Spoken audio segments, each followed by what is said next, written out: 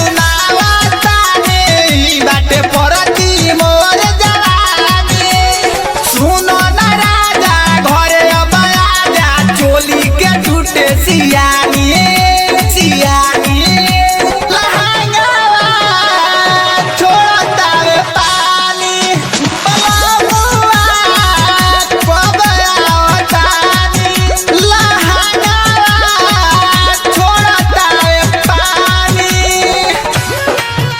छोड़तावे पानी।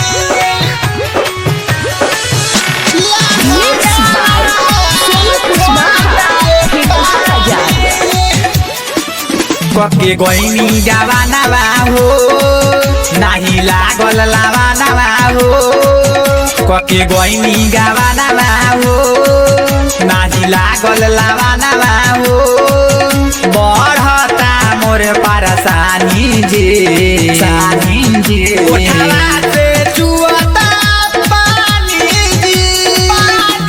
सपनों में राजा एक बेरी आजा पलंग पशु तलबानी पलंग पशु तलबानी। लहंगावा छोड़तावे पानी बलमुआ कब आवतानी।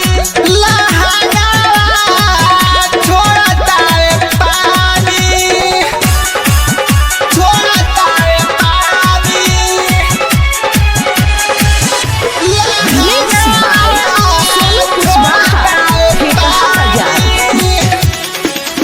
बुझ अरुण दीवाना हो करना माना हो। बुझ अरुण दीवाना हो करना माना हो। नाही अइब त नैहर चली जाए राजा रविंदर को रहना आई बहो। सुनील बोलावले आसरा धरवले अब